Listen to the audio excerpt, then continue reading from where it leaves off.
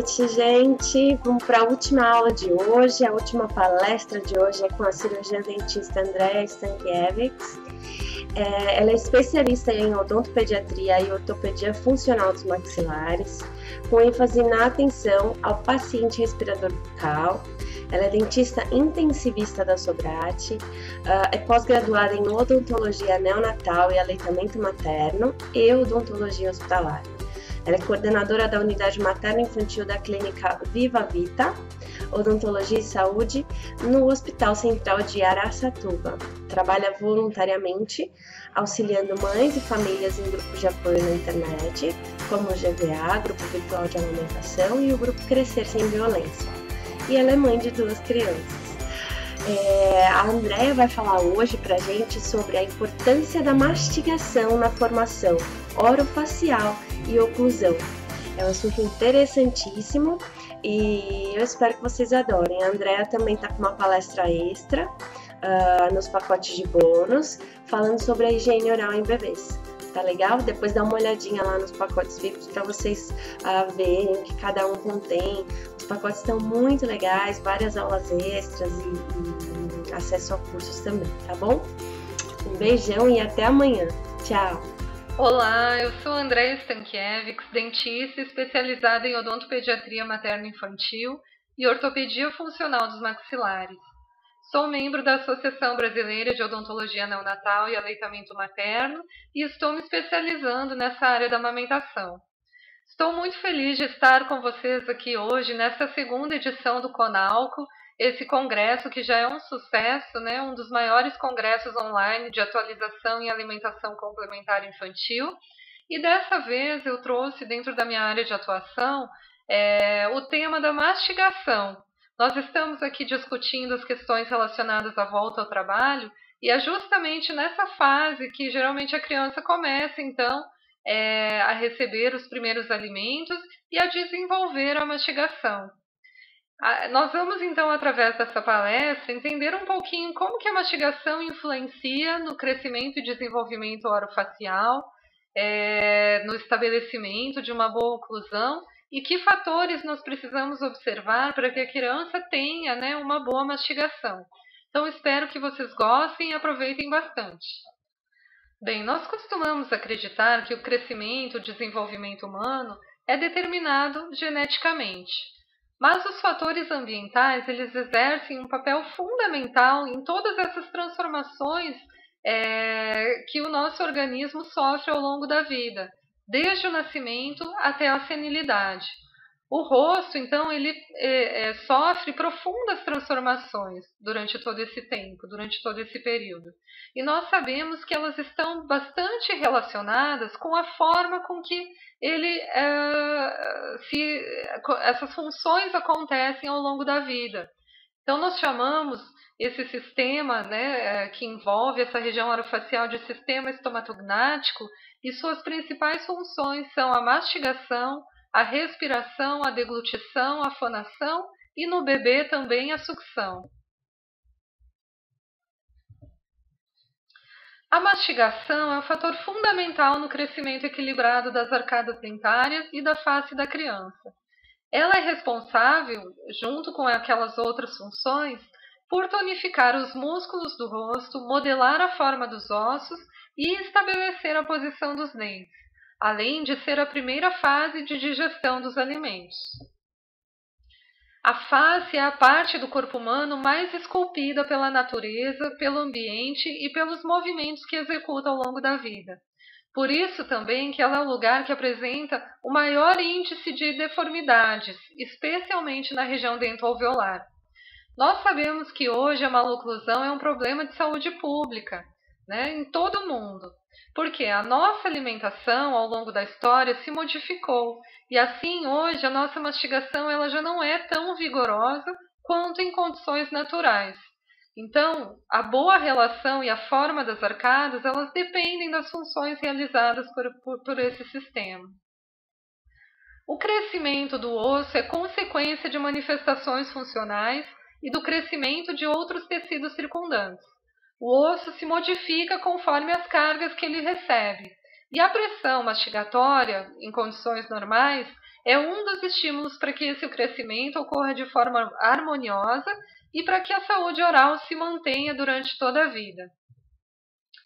As más posições dentárias ou maloclusões, elas sempre têm como causa a atrofia funcional. O Dr. Pedro Planas, criador do conceito da reabilitação neuroclusal, ele já nos falava que a nossa alimentação civilizada hoje, com as mamadeiras e as papinhas, né, tudo já pré-mastigado, as bisnaguinhas, as massinhas industrializadas, enfim, eles já não exigem mais uma mastigação que estimule o nosso crescimento. E assim acaba-se, então, gerando as atrofias funcionais. Então, vamos imaginar que se isso acontece em todo o nosso corpo, acontece da mesma forma na boca. Então, se um indivíduo tem uma paralisia de um dos membros, numa perna, por exemplo, aquele músculo que não está trabalhando, né, de forma correta, vai causar deformações no osso e vai gerar, então, problemas no desenvolvimento. Por quê? Forma e função constituem um binômio inseparável. Elas caminham juntas. A mastigação é uma função muito importante para o desenvolvimento facial e para a saúde geral da criança. Ela é uma função aprendida e desenvolvida ao longo de toda a vida, responsável por quebrar os alimentos em pedaços menores, facilitando dessa forma a digestão e a absorção dos nutrientes. A amamentação é a base para uma mastigação saudável e para todo esse desenvolvimento da face e da boca. Ao nascer, o bebê apresenta um reflexo natural para sugar. Inicia, então, a sua alimentação numa função alimentar basicamente de engolir. Ao mamar no peito, a criança estimula esse crescimento harmonioso da face e prepara a boca, bochechas, língua, ossos e músculos para futuramente receber alimentos em novas texturas. Então, neste vídeo, nós vamos observar como as características do bebê são desenhadas para que ele mame no peito. Então, todas as estruturas da boquinha são desenhadas para que ocorra um contato muito próximo entre a mandíbula, a língua do bebê e o peito da mãe. E o peito ele se adapta perfeitamente a essas estruturas. Então, o bebê tem uma língua grande, mas para ajudar a maximizar esse contato, né, ele tem também um tecido de gordura que ajuda a língua a se posicionar melhor e também evita com que ocorra um colapso durante a sucção e a formação de uma pressão negativa intraoral, né, durante a sucção, para extrair o leite do peito até a boca.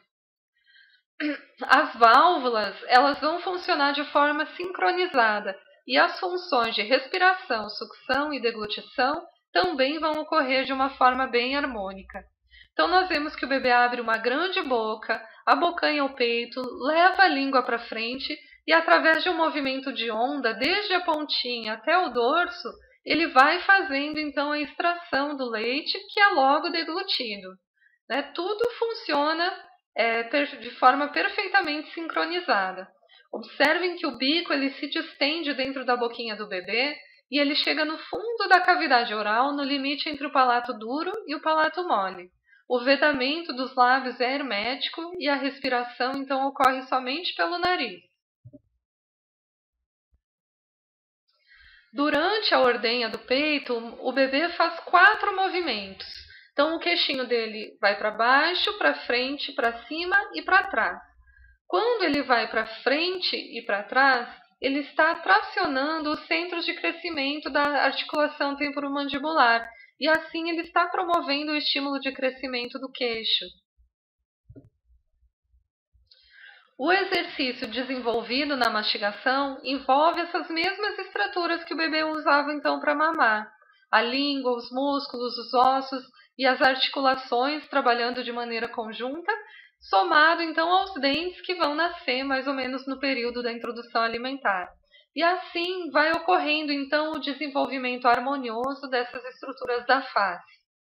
A alimentação moderna, com texturas mais pastosas e menos consistentes, tem prejudicado muito essa função tão importante para o desenvolvimento infantil. Uma delas é o uso da mamadeira. Então vamos entender como que a mamadeira, né, acaba alterando esses circuitos neuromusculares e prejudicando então toda essa função da mastigação. Então lá no vídeo a gente percebeu, né, que a língua ela vem para frente, o vedamento dos lábios é hermético, o bico ele se distende, né, e vai até o limite entre o palato duro e o palato mole. O movimento é de onda desde a ponta até o dorso, né, e o bebê vai ordenhar, né, o peito para extrair o leite. Então ele vai fazer 4 movimentos com o queixinho, para baixo, para frente, para cima e para trás. Na mamadeira, esse bico de borracha, ele não tem o mesmo coeficiente de compressão e de distensão do que o peito. Então, ele vai ficar posicionado aqui na frente, né? Ele não vai até o fundo da cavidade oral. Isso vai fazer com que essas estruturas orofaciais tenham que se adaptar à presença dele. Então, a gente já está alterando aí toda essa dinâmica. Nós não encontramos um vedamento hermético, então existe a entrada de ar, a passagem de ar, tanto pela boca como pelo bico, já causando então uma interferência na respiração fisiológica. A língua, que deveria vir para frente, ela vai ficar mais para trás, ou se for introduzido um bico ortodôntico, ela vai ficar bem mais para trás, bem mais entulhada dentro da cavidade oral. Os movimentos da língua não vão vão ocorrer de forma desorganizada, já não da ponta até o dorso, mas eles vão sendo disparados de uma forma mais descoordenada. E nós já então começamos a encontrar uma série de interferências neuromusculares e alterações, então, prejuízos então para esse crescimento e desenvolvimento. Numa visão frontal, a nossa língua ela deve repousar no céu da boca. Quando o bebê mama no peito, ela quase não se altera de posição. Agora, quando nós introduzimos um bico artificial, a gente então tem uma postura baixa de língua e um desequilíbrio então das forças musculares, causando então compressões nas arcadas dentárias e alterações então no desenvolvimento e dificuldades na mastigação.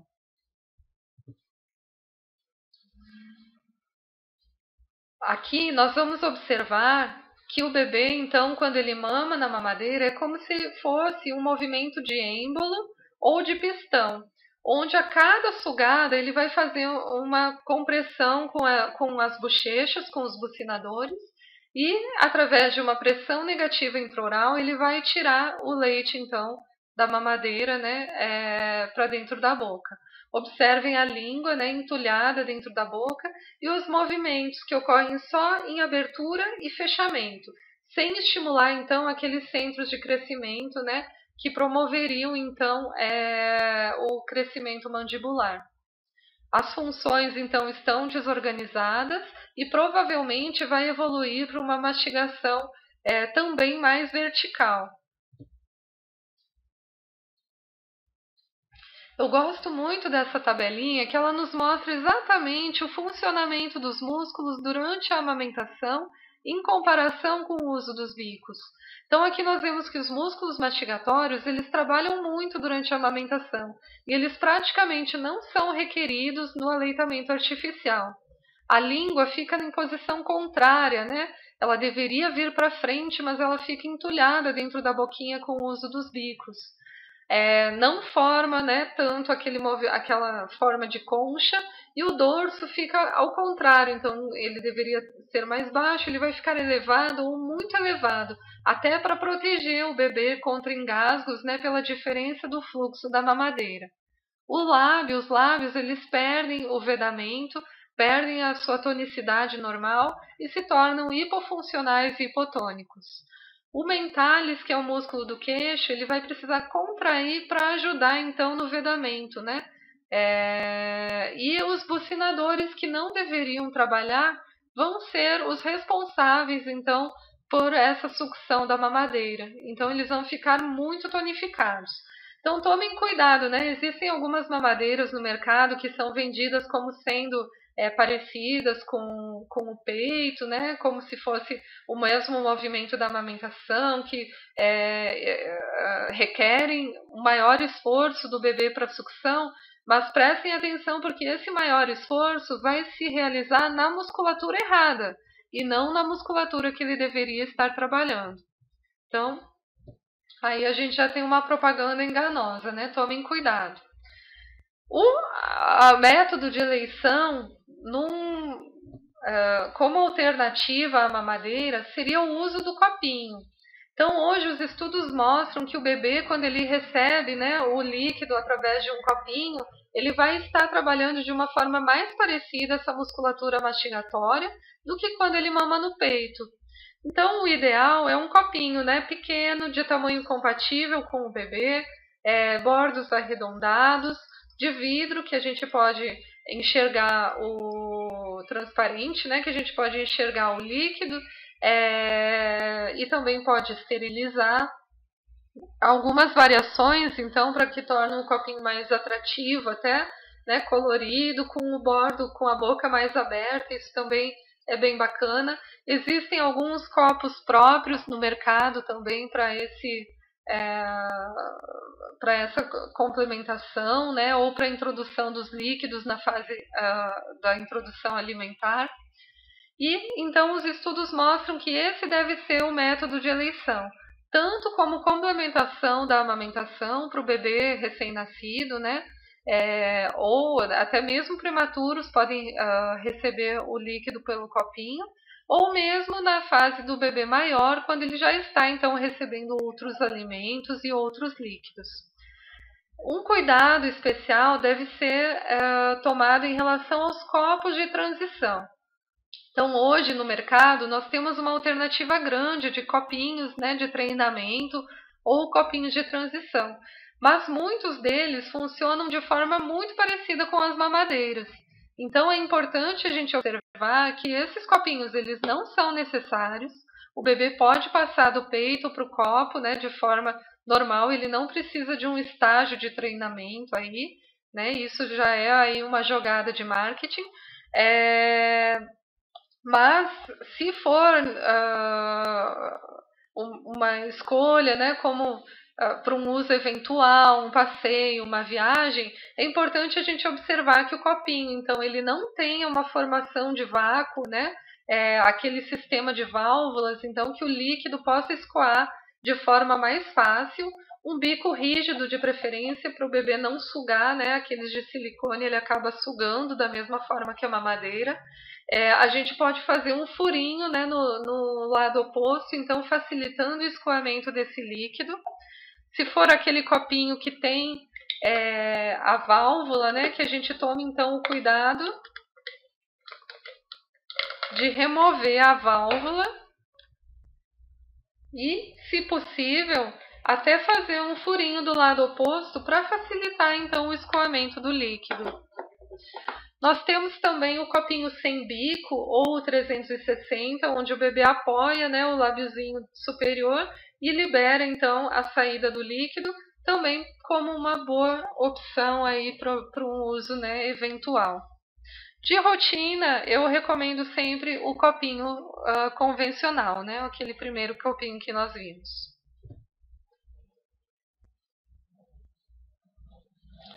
Por volta dos 6 meses, a criança já apresenta maturidade fisiológica e neurológica para receber alimentos em novas consistências além da líquida. Ela já consegue manter a cabeça equilibrada em relação ao tronco, o seu desenvolvimento global já permite uma melhor movimentação da mandíbula para mastigar. Nessa fase que geralmente nascem os primeiros dentinhos, né?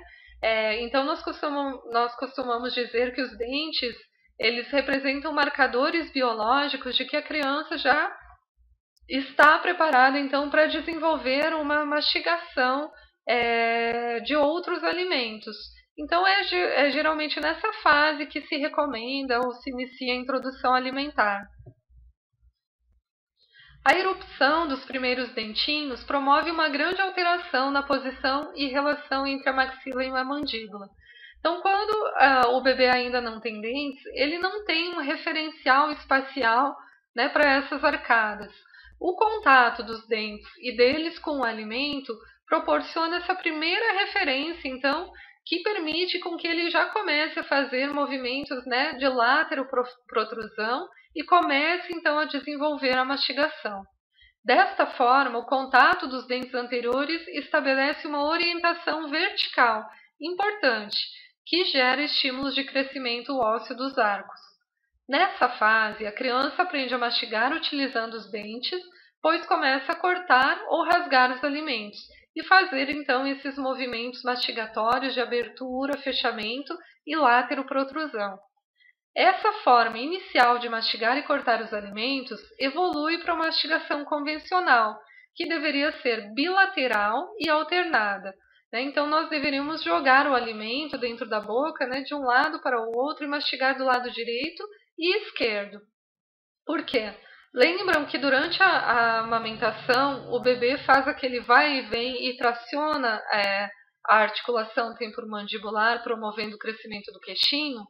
Na mastigação, ele vai dar continuidade para esse estímulo.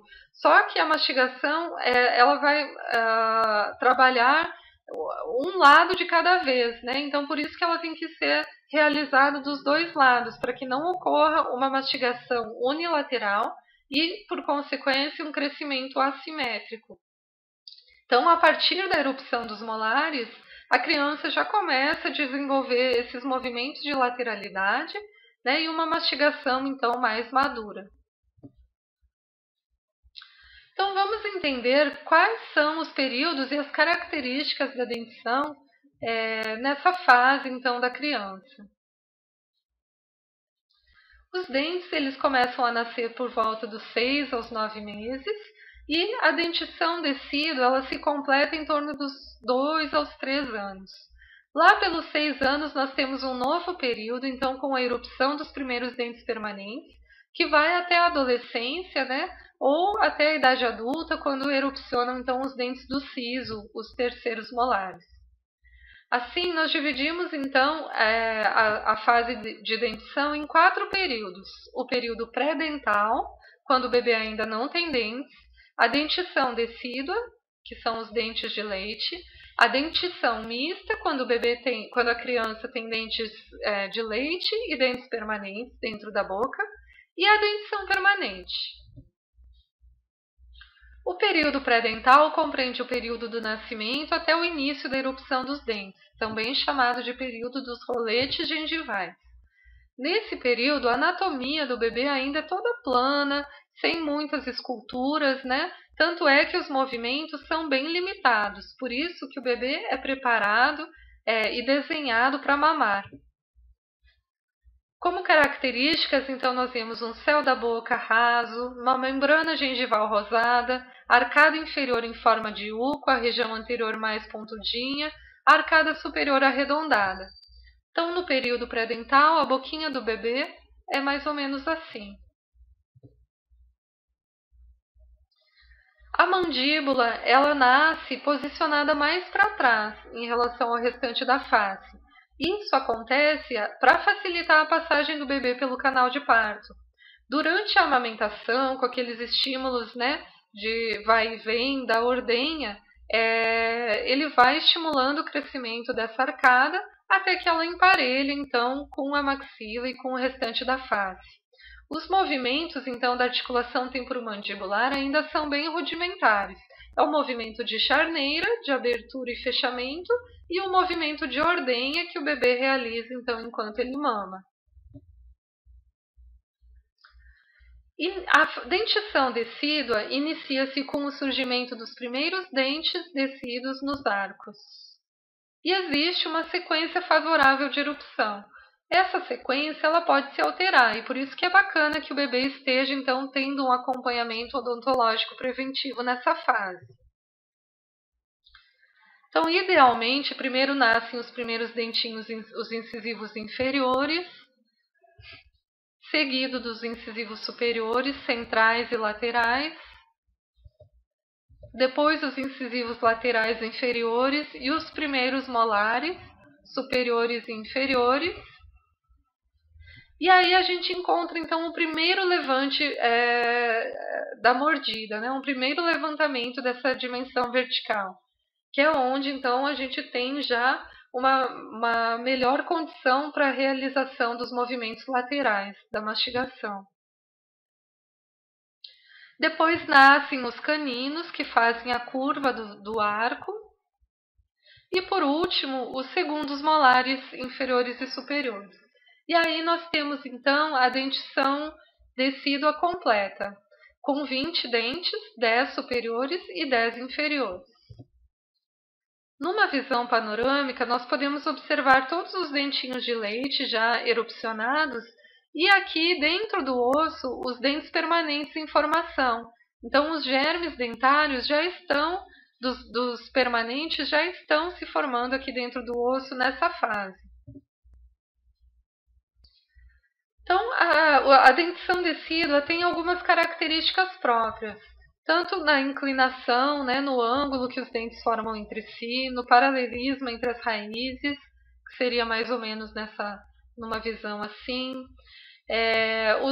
Os molares eles vão se relacionar de uma forma onde a gente classifica então as classes 1, 2 e 3, né, chamando de plano terminal mesial, reto ou distal, que é quando os dentes inferiores estão mais para trás, né, geralmente com um queixinho que não recebeu o estímulo adequado de crescimento.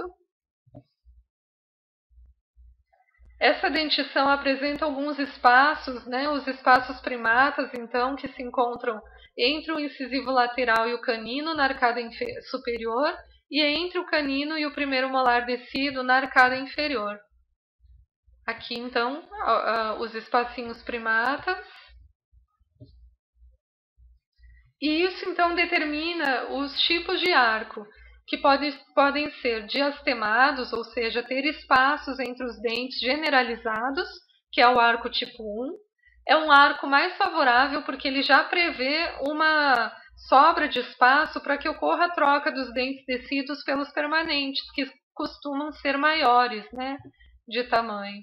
E o arco tipo 2, que não tem esses espaços generalizados, tem apenas os espaços primatas, né, que nós já mostramos anteriormente. Então, aqui o arco tipo 1, com espacinhos entre os dentes, e o arco tipo 2, onde nós já podemos prever que aí vai faltar algum espaço nas trocas de dentição. Essa dentição também apresenta uma sobressaliência e uma sobremordida. Então, a sobressaliência é o trespasse, né, horizontal que os dentes superiores fazem em relação aos inferiores, e é normalmente em torno de 1 milímetro. Quando esse trespasse é maior do que isso, ou seja, os dentinhos superiores estão projetados, né, em relação ao inferior, ou a mandíbula, né, está retroposicionada, nós já temos aí um problema de desenvolvimento, uma falta de crescimento. A sobremordida, então, a proporção de cobertura, quanto que o incisivo superior esconde do inferior. E aí nós podemos ter a negativa, que é a mordida aberta, então os dentes não se tocam.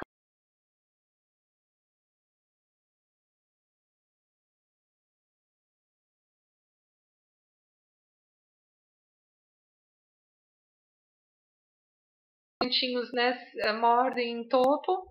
Elas podem ter, a sobremordida pode ser de 25 a 50% de cobertura, que seria uma situação normal, ideal. Ou ela pode ser uma mordida profunda, onde nós encontramos 75 a 100% de cobertura.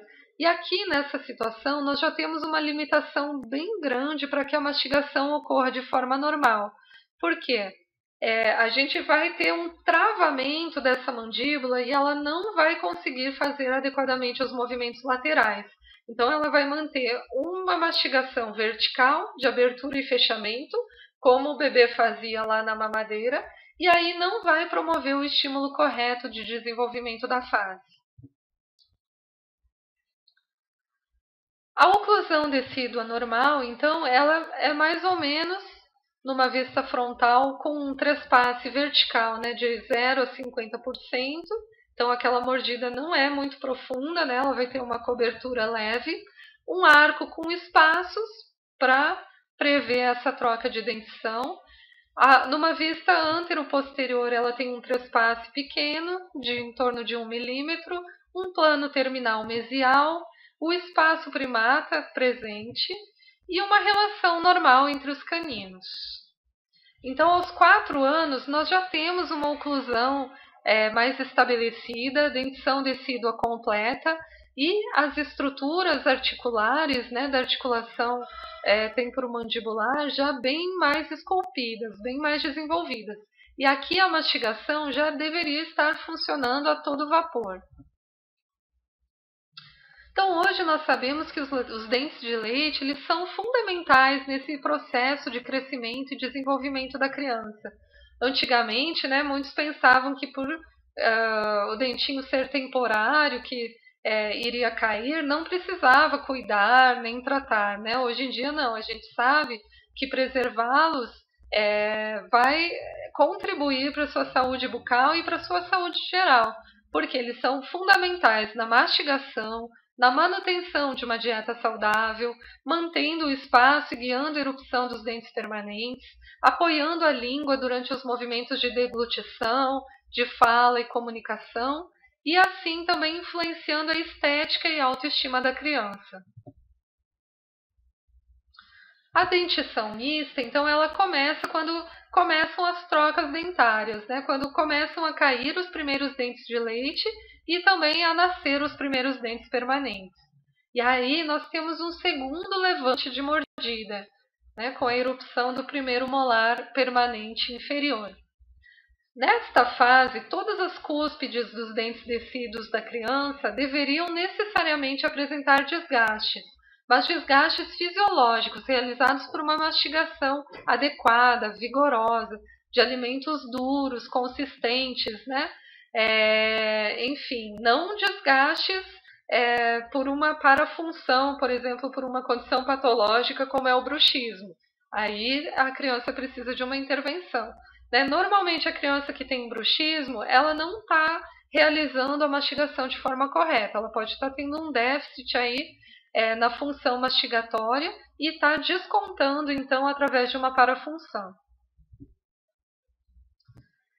E a dentição permanente, então, já é a oclusão madura, com essa articulação, né, já bem desenvolvida, e uma mastigação, então, já mais desenvolvida também. Geralmente, nessa fase, a gente começa, então, a encontrar problemas mais perceptíveis, né? Quando a mastigação não foi feita de forma eficiente nos primeiros anos, né? A ausência da amamentação e um déficit mastigatório, aí a gente vai perceber, então, com mais clareza, então, os problemas que foram gerados. As diferentes texturas dos alimentos promovem o estímulo e o treino gradativo do aprendizado da mastigação, estimulando os músculos e os movimentos de lateralidade da mandíbula para promover o crescimento ósseo da face. Esses estímulos dependem principalmente dos volumes do bolo alimentar, da sua textura, dos níveis salivares, da força de mastigação e do refinamento dos contatos entre os dentes, da oclusão. Quando isso não ocorre e a textura dos alimentos não exige um esforço mastigatório suficiente, nós podemos comprometer, então, o crescimento ósseo da face ou gerar crescimentos assimétricos, responsáveis, então, por problemas ortodônticos, como falta de espaços, mordidas cruzadas, uni ou bilaterais, baixa motricidade oral, prejuízo na respiração, na mastigação, na produção dos sons, na deglutição, etc. Então, nós percebemos que a consistência da dieta, além da sua qualidade, ela é fundamental. Oferecer alimentos mais consistentes, mais duros, fibrosos, crus, são boas opções assim que a criança começa a mastigar, pois estimulam o crescimento e o desenvolvimento facial adequado. Então, as verduras, né, os vegetais, de preferência na sua consistência natural, as frutas com casca, o milho verde, os alimentos in natura, eles costumam ser ótimos para estimular a mastigação. E aqui eu quero fazer um destaque para um assunto que vem sendo novamente comentado, né, dentro desse congresso, que é o Baby Led Weaning, ou desmame guiado pelo bebê, ou BLW, que é um método muito bacana, então, para essa introdução dos alimentos, onde a criança vai tendo contato com a textura, né, mais natural dos alimentos, vai desenvolvendo um paladar diferenciado e, ao mesmo tempo, vai estimulando de uma forma correta a sua mastigação. Em geral, a alimentação industrializada não estimula o ato mecânico da trituração, gerando então atrofias funcionais e, consequentemente, as maloclusões dentárias. Então, se o método de escolha for a introdução alimentar convencional através das papinhas, é que se tome o cuidado de não liquidificar os alimentos. Então, não peneirar, né, não tornar eles muito líquidos, porque aos pouquinhos a criança precisa ir desenvolvendo essa sensação tátil, né, e a mastigação.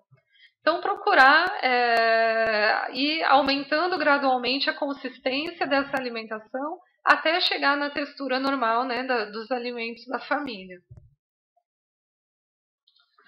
Então, por uma questão de desenvolvimento, nós sabemos, então, que uma arcada normal, bem trabalhada, bem desenvolvida, ela costuma ter um formato em forma de U, uma abóbada não muito profunda, né, mais rasa, e a língua se apoia, então, no céu da boca, atrás dos incisivos, na papila incisiva, fazendo uma contrapressão com as forças externas, né, dos orbiculares, dos músculos dos lábios e das bochechas. Quando por algum motivo a língua fica numa posição baixa, seja por hábitos, chupeta, mamadeira, dedo, enfim, a gente tem então essa desorganização, uma compressão então externa dos bucinadores, causando as atresias das arcadas e a falta então de crescimento anteroposterior também. E aí nós temos então as atrofias ou maloclusões. E nós classificamos essas atrofias de acordo com a sua severidade. As atrofias de primeiro grau, elas são desvios então iniciais que dificultam a função fisiológica. Então, as mordidas profundas, a ausência de espaços entre os dentes, os caninos pontudos, a mastigação vertical, né, ou incêntrica, só de abertura e fechamento, como na mamadeira, né? Como o exercício realizado na mamadeira. E aí a boquinha da criança se apresenta dessa forma. Vejam aqui que os dentes de cima escondem praticamente todos os dentes de baixo, né? 100% de cobertura. E aqui nós vemos o canino bem pontudo. Então, o que acontece? A mandíbula aqui está contida pela maxila e ela não consegue realizar os movimentos laterais de forma correta. E aí ela perde aquele estímulo de crescimento do queixinho. Então a criança vai mastigar apenas em abertura e fechamento, e aí ela vai tendo um déficit, né, no seu crescimento. Se não for feito nada nessa fase, essa atrofia evolui para uma atrofia do segundo grau, onde então a gente tem um desvio que impede com que as funções ocorram de forma fisiológica definitivamente. E aí nós encontramos as compressões maxilares, distoclusão mandibular ou as classe 2, mordidas cruzadas funcionais e mordidas abertas. Então nós vemos as arcadas estreitas, profundas, em forma de V, não mais em forma de U, mordidinha aberta, né? E aqui, além das alterações dentárias, nós podemos observar também as alterações fonoarticulatórias, né, dos músculos orofaciais. Então, a hipotonicidade, né, dos lábios, dos músculos da bochecha, língua baixa, a ausência do vedamento, a atresia nasal, enfim, já comprometendo, então, as funções e o desenvolvimento. A distoclusão, então, quando os dentes inferiores estão posicionados mais para trás em relação aos superiores, né? Então nós temos aqui uma sobresaliência, né, acentuada, os dentes projetados, a maxila projetada, a mandíbula retruída, as mordidas cruzadas, né, aberta. Os dentes superiores eles deveriam envolver, né, os dentes inferiores como se fosse uma tampa de uma caixa. Quando essa tampa está cruzando por dentro, né, ocluindo por dentro, nós temos então as mordidas cruzadas. E aqui, ó, nós já temos uma limitação importante da mastigação.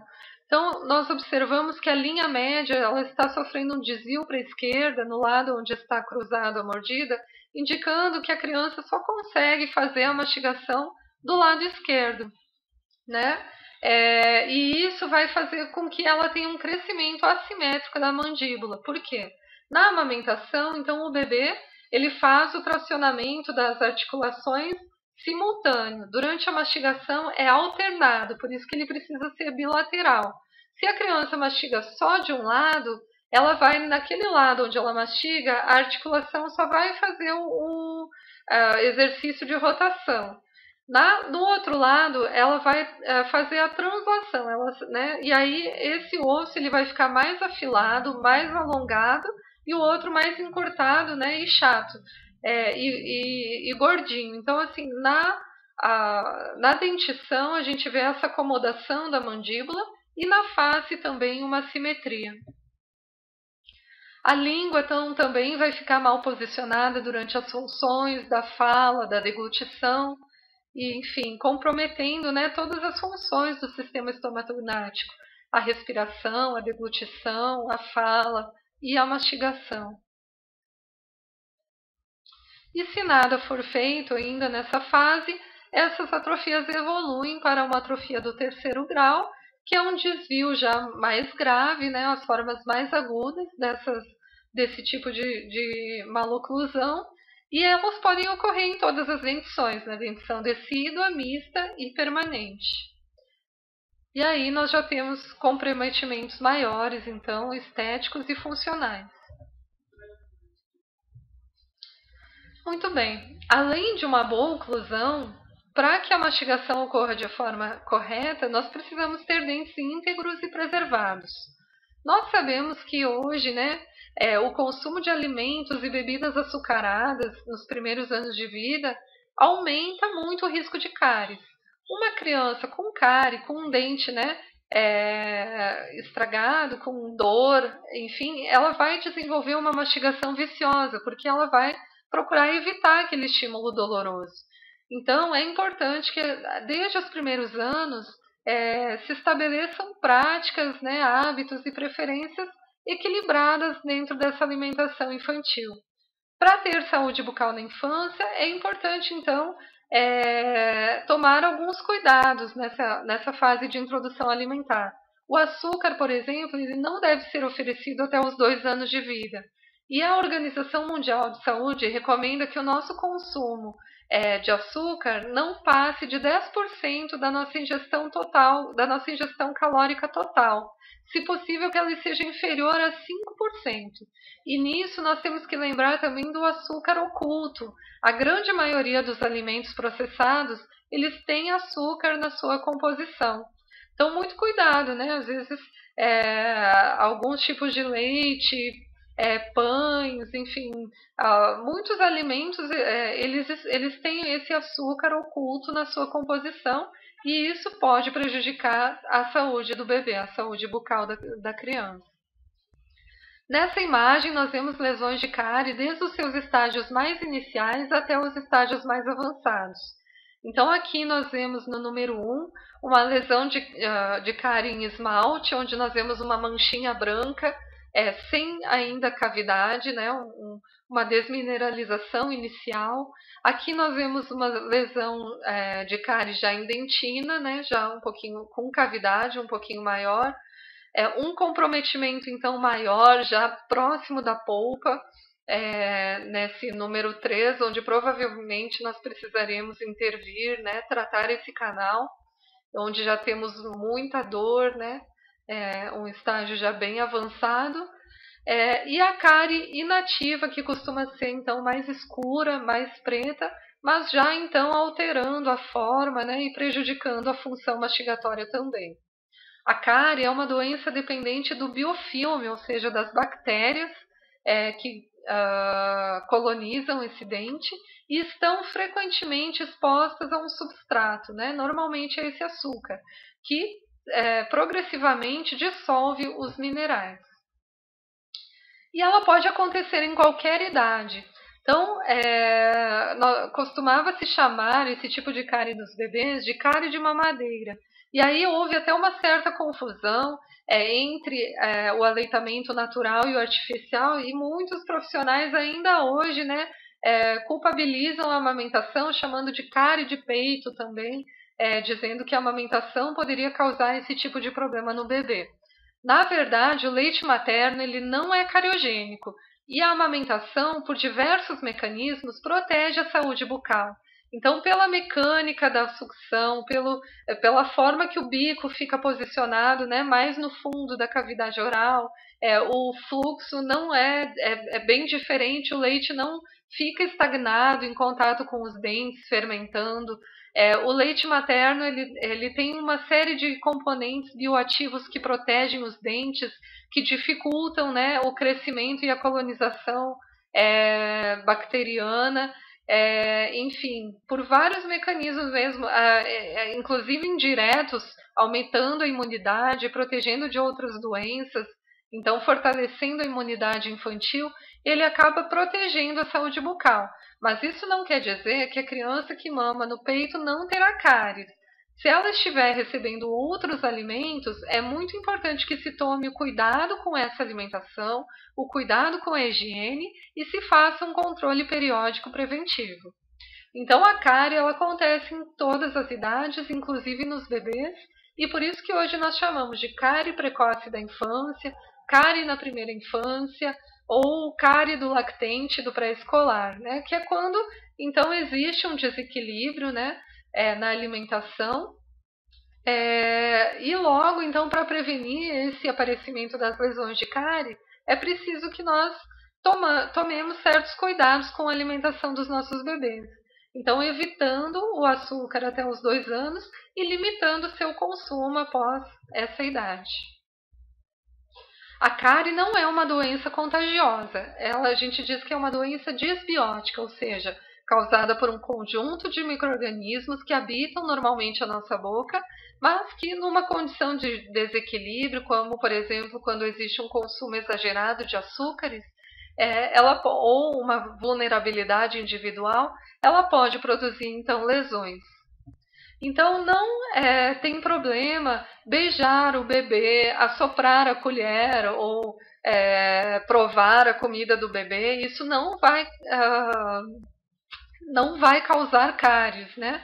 Porque a cárie, ela então ela aparece quando existe essa condição de desequilíbrio. É aí que as bactérias já residentes, né, da cavidade oral se tornam agressivas, se tornam patogênicas. E aí é necessário restabelecer o equilíbrio para evitar que a criança venha a continuar com o problema. As práticas alimentares nos primeiros anos de vida constituem um marco importante na formação dos futuros hábitos das crianças e no seu crescimento e desenvolvimento, na sua saúde geral, na sua saúde bucal, na sua oclusão, estética, bem-estar e qualidade de vida. Então, nós podemos observar que os fatores que favorecem a mastigação são a amamentação, recomendada exclusivamente durante os primeiros 6 meses, né, em livre demanda, e de forma continuada até os 2 anos ou mais, evitando o uso de bicos artificiais, dando preferência para o uso dos copinhos na oferta de líquidos, tanto como método complementar na amamentação, como na fase da introdução dos alimentos, fazer uma introdução alimentar consciente, da forma mais equilibrada possível, né?